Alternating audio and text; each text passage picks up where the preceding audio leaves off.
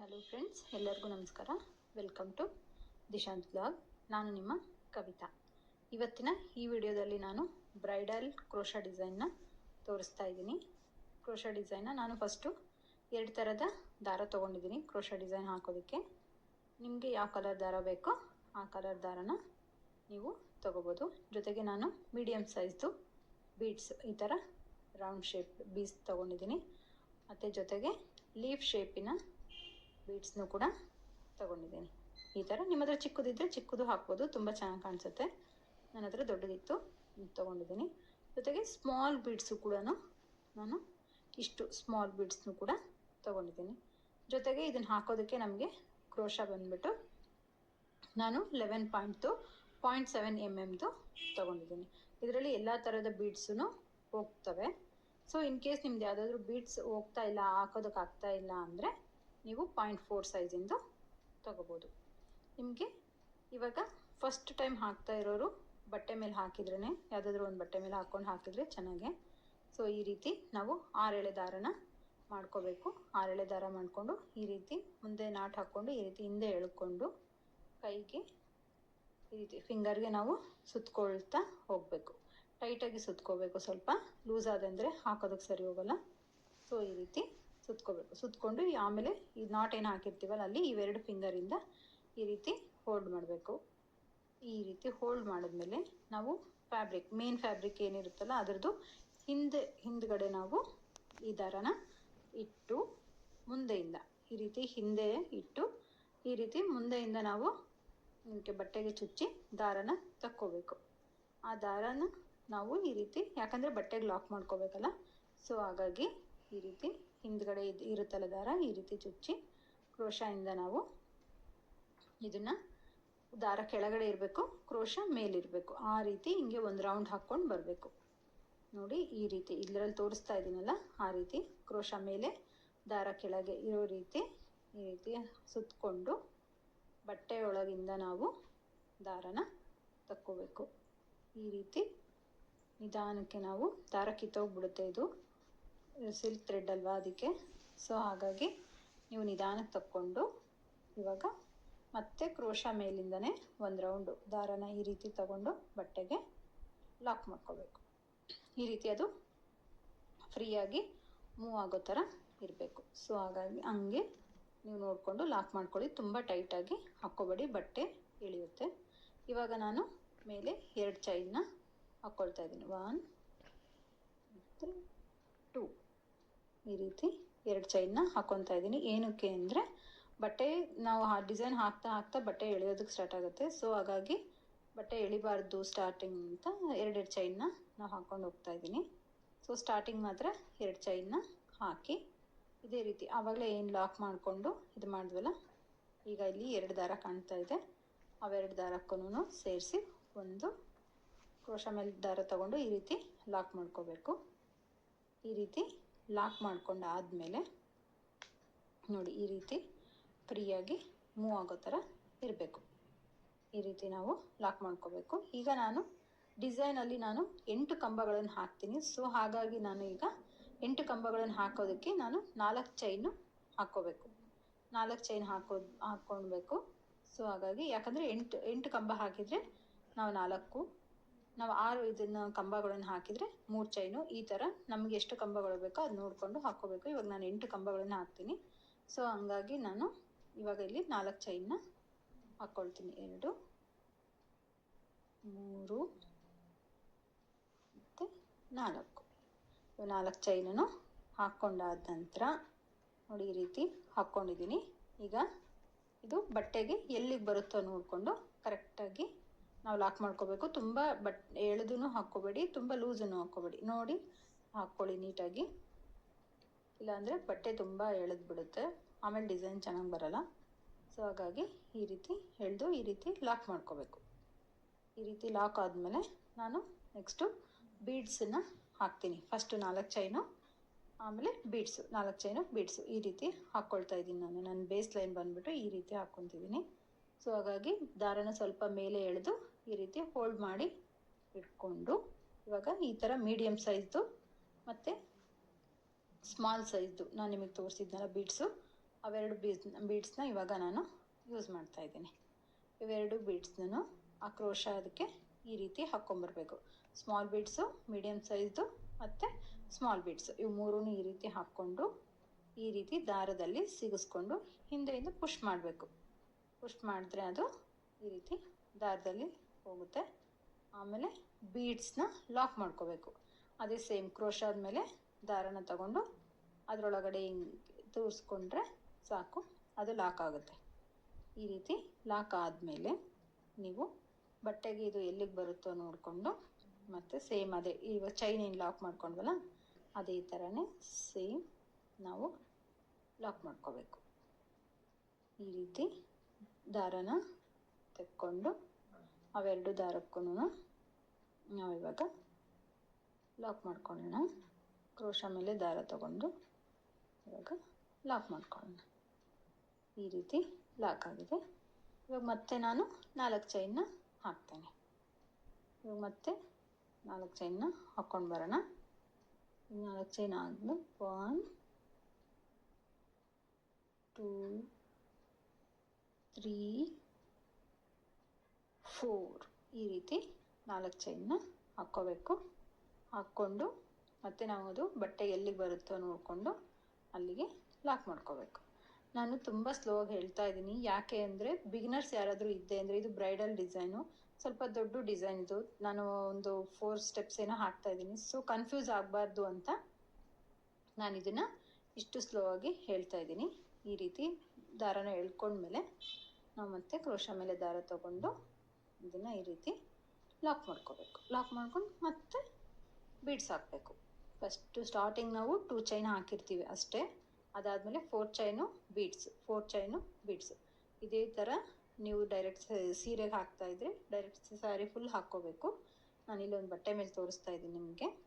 So ನಮಗೆ ಎಷ್ಟು ಬೇಕೋ ಅಷ್ಟು ಡಿಸೈನ್ನ ಹಾಕ್ಕೋಬೇಕು. ಪ್ರಾಕ್ಟೀಸ್ ಮಾಡೋರಾದೆ ಅಂದರೆ ನಿಮ್ಗೆ ಎಷ್ಟು ಬೇಕೋ ಅಷ್ಟು ಡಿಸೈನ್ ಹಾಕ್ಕೊಂಡು ಪ್ರಾಕ್ಟೀಸ್ ಮಾಡ್ಕೋಬೋದು. ಆಮೇಲೆ ಇವಾಗ ನೋಡಿ ಮತ್ತೆ ಇದೇ ಥರ ಬೀಡ್ಸ್ನ ತಗೊಂಡು ಇದಕ್ಕೆ ಬೀಡ್ಸ್ನ ಹಾಕೋಣ. ಹಾಕ್ಬಿಟ್ಟು ಸೇಮ್ ಆವಾಗಲೇ ಏನು ನಾವು ಇದು ಮಾಡಿದ್ವಲ್ಲ ಅದೇ ಥರನೇ ಬೀಡ್ ಲಾಕ್ ಮಾಡ್ಕೋಬೇಕು. ಈಗ ಹಾಕೋಣ. ಇದಕ್ಕೆ ಹಾಕ್ಬಿಟ್ಟು ಇವಾಗ ಇದನ್ನು ಬೀಡ್ ಲಾಕ್ ಮಾಡ್ಕೊಳ್ಳೋಣ. ಈ ರೀತಿ ಬೀಡ್ ಲಾಕ್ ಮಾಡಿಕೊಂಡು ನೆಕ್ಸ್ಟ್ ಬಟ್ಟೆಗೆ ಎಲ್ಲಿಗೆ ಬರುತ್ತೋ ನೋಡಿಕೊಂಡು ಲೂಸಾಗೇ ಇರಬೇಕು, ತುಂಬ ಟೈಟಾಗಿ ಎಳಿಬೇಡಿ, ಲೂಸಾಗಿಯೇ ಹಾಕ್ಕೊಳ್ಳಿ. ಈಗ ಅದು ಎಲ್ಲಿಗೆ ಬರುತ್ತೋ ನೋಡಿಕೊಂಡು ಅಲ್ಲಿಗೆ ಮತ್ತೆ ನಾವು ಲಾಕ್ ಮಾಡ್ಕೊಳ್ಳೋಣ. ಲಾಕ್ ಮಾಡಿಕೊಂಡು ಮತ್ತೆ 4 ಚೈನ್ ಹಾಕಬೇಕು. ಇದೇ ಥರನೇ ಇವಾಗ ಇದನ್ನು ಬೀಡ್ ಲಾಕ್ ಮಾಡಿಕೊಂಡು ಈ ರೀತಿ 2 ದಾರ ಬಂತು. ಈಗ ಮತ್ತೆ ಕ್ರೋಶ ಮೇಲೆ ದಾರ ತಗೊಂಡು ನಾವಿವಾಗ ಇವೆರಡು ದಾರಕ್ಕೂ ಲಾಕ್ ಮಾಡ್ಕೊಳ್ಳೋಣ.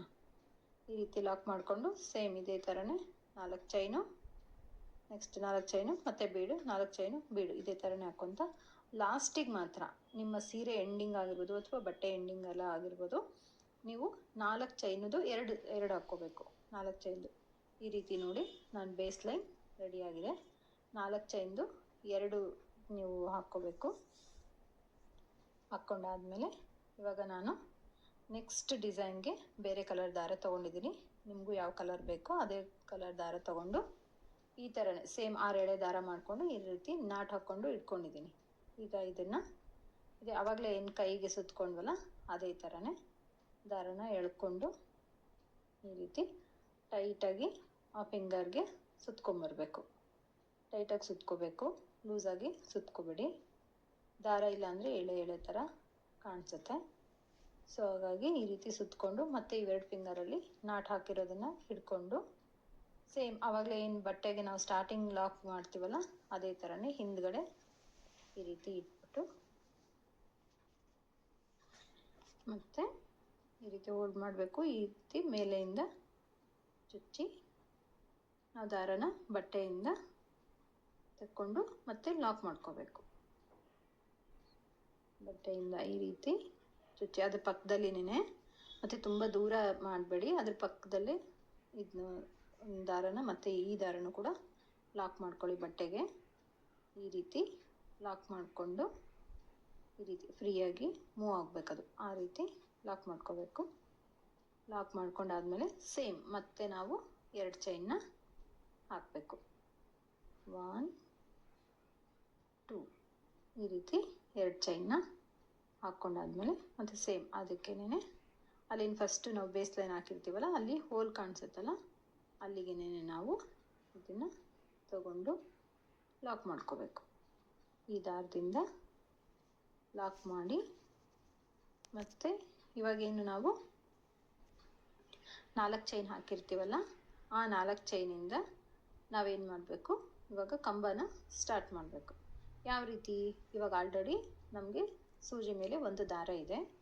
ಸೊ ಮತ್ತೆ ನಾವು ಸೂಜಿ ಮೇಲೆ ಒಂದು ದಾರ ತಗೋಬೇಕು. ಕಂಬ ಸ್ಟಾರ್ಟ್ ಮಾಡಬೇಕಲ್ಲ, ನಾನು ಸಿಂಗಲ್ ಕಂಬ ಹಾಕ್ತಾ ಇದ್ದೀನಿ. ಸೊ ಹಾಗಾಗಿ ನಾನು ಒಂದೇ ಸರಿನೇ ದಾರ ಸುತ್ಕೊತಾ ಇದ್ದೀನಿ ಅಷ್ಟೇ. ಈ ರೀತಿ ಫಸ್ಟ್ ಆಲ್ರೆಡಿ ಒಂದು ದಾರ ಇದೆ ನೋಡಿ, ಈ ರೀತಿ ಸಿಂಗಲ್ ದಾರ ಇದೆ. ಇದನ್ನು ಇವಾಗ ಮತ್ತೆ ಸೂಜಿ ಮೇಲೆ ಒಂದು ಸರಿ ದಾರ ಸುತ್ಕೊತೀನಿ. ಆವಾಗ ಅಲ್ಲಿ 2 ದಾರ ಆಯಿತು. ಈ ಥರ 2 ದಾರ. ಮತ್ತು ಏನು ಚೈನ್ ಹಾಕಿದ್ದೀವಲ್ಲ ಅಲ್ಲೂ ಮತ್ತು ಆ ಬಟ್ಟೆಗೂ ಗ್ಯಾಪ್ ಇರುತ್ತಲ್ಲ, ಆ ಗ್ಯಾಪಲ್ಲಿ ಮತ್ತೆ ದಾರನ ತಗೊಂಡು ನಾವು ಸ್ವಲ್ಪ ಮೇಲಕ್ಕೆ ಎಳ್ಕೊಬೇಕು. ಯಾಕಂದರೆ ಅದು ಕಂಬ ಥರ ಕಾಣಿಸ್ಬೇಕಲ್ಲ. ಸೊ ಇಷ್ಟು ಮೇಲೆ ಎಳ್ಕೊಂಡ್ರೆ ಸಾಕು. ಈ ರೀತಿ ಮೇಲೆ ಎಳ್ಕೊಂಡು ಮತ್ತೆ ಸೂಜಿ ಮೇಲೆ ನಾವೇನು ಮಾಡಬೇಕು, ದಾರ ತಗೋಬೇಕು. ಈಗ ನೋಡಿ 3 ದಾರ ಇದೆ. 1 2 3 3 ದಾರ ಇದೆ. ಇವು 3 ದಾರಕ್ಕೂ 2 ದಾರಕ್ಕೆ ಒಂದು ಸರಿ ಲಾಕ್ ಮಾಡಬೇಕು ಈ ರೀತಿ.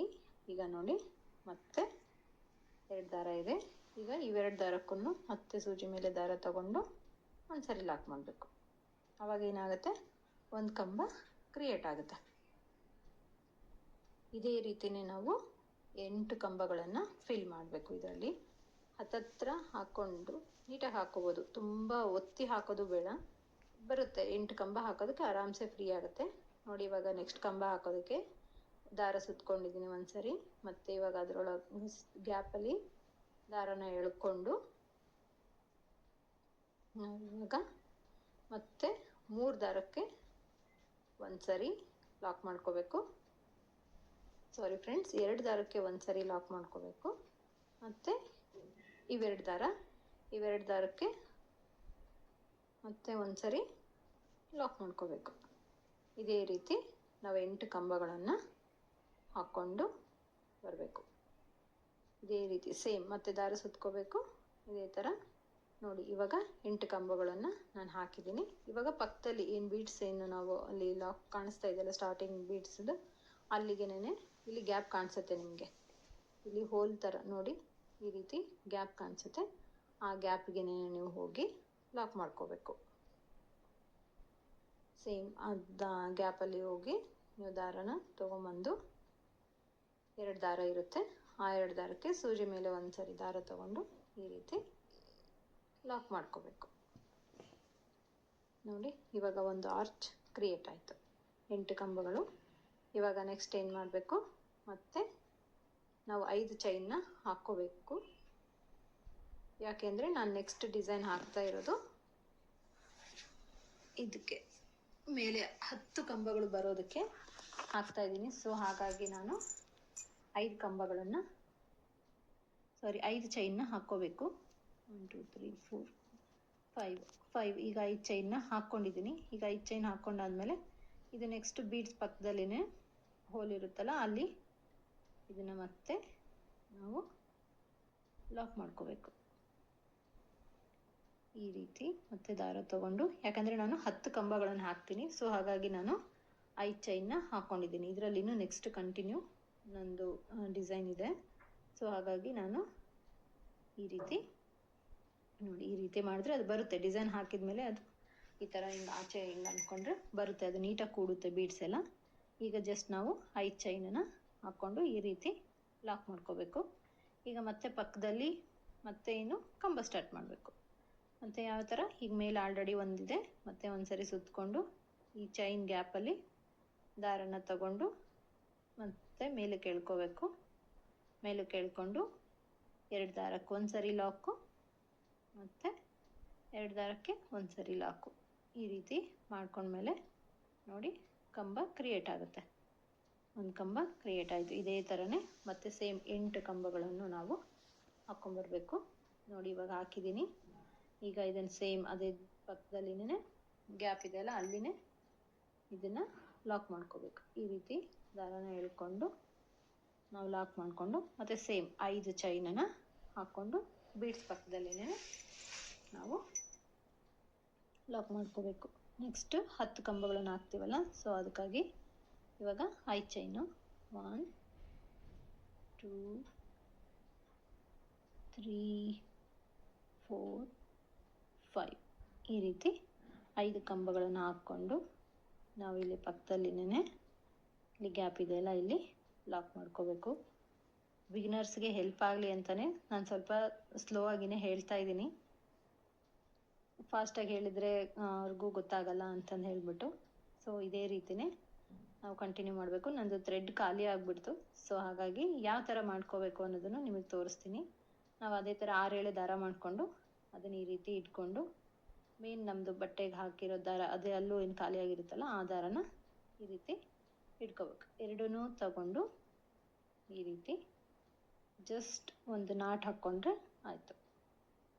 ಈ ರೀತಿ ನಾಟ್ ಹಾಕ್ಕೊಂಡ್ರೆ ಆಯಿತು. ಹಾಕ್ಕೊಂಡು 8 ಕಂಬಗಳನ್ನು ಹಾಕ್ಕೊಂಡು ಅದು ದಾರ ಎಲ್ಲೂ ಕಾಣಲಿಲ್ದಂಗೆ ನಾವು ನೋಡಿ ಈ ರೀತಿ ಲಾಕ್ ಮಾಡಿಕೊಂಡ್ರೆ, ಬಟ್ ನಾವು ಚೈನ್ ಬೇಸ್ ಲೈನ್ ಏನು ಹಾಕಿದ್ವಲ್ಲ ಆ ಲೈನ್ಗೆ ಕೊನೆಯಲ್ಲಿ ಈ ರೀತಿ ಲಾಕ್ ಮಾಡಿಕೊಂಡು ನಾವು ಇದು ಮಾಡಬೇಕು. ನಾನು ಪಕ್ಕದಲ್ಲಿ ಒಂದು ಚೈನ್ ಹಾಕ್ಕೋಬೇಕಿತ್ತು ಬೇಸ್ ಲೈನ್ದು, 4 ಚೈನ್ದು. ನೀವು ಇವಾಗ ಹಾಕ್ಕೊಳ್ಳಿ. 1 2 3 4 ಈಗ 4 ಚೈನನ್ನು ಹಾಕಿ ಇಲ್ಲಿಗೆ ಬಟ್ಟೆಗೆ ಲಾಕ್ ಮಾಡ್ಕೋಬೇಕು.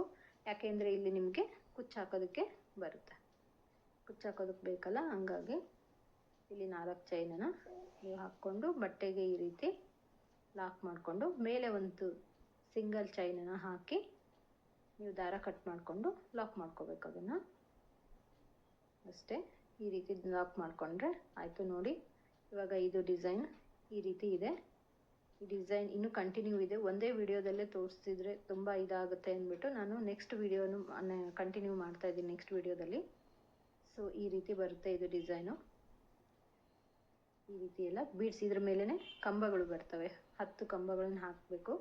ಇದು ಹೆವಿ ಬೀಡ್ಸ್ ಡಿಸೈನ್ ಹಾಕ್ಕೊಡಿ ಅಂದವ್ರಿಗೆ ಈ ಥರ ಡಿಸೈನ್ ಹಾಕ್ಕೊಟ್ರೆ ತುಂಬ ಅಂದರೆ ತುಂಬಾ ಚೆನ್ನಾಗಿರುತ್ತೆ. Thank you friends. ನನ್ನ ಈ ವಿಡಿಯೋ ನಿಮ್ಗೆ ಇಷ್ಟ ಆಗಿದೆ ಅಂದ್ಕೊತೀನಿ. ಸಬ್ಸ್ಕ್ರೈಬ್ ಮಾಡಿ, ಪಕ್ಕದಲ್ಲೇ ಕಾಣೋ ಬೆಲ್ ಐಕನ್ನ ಪ್ರೆಸ್ ಮಾಡಿ, ಲೈಕ್ ಶೇರ್ ಮಾಡಿ ಅಂತ ಹೇಳ್ತೀನಿ. ನೆಕ್ಸ್ಟ್ ವಿಡಿಯೋದು ಲಿಂಕ್ನ ಇದರಲ್ಲೂ ಹಾಕಿರ್ತೀನಿ ನಿಮಗೆ ಡಿಸ್ಕ್ರಿಪ್ಷನಲ್ಲಿ. Thank you friends.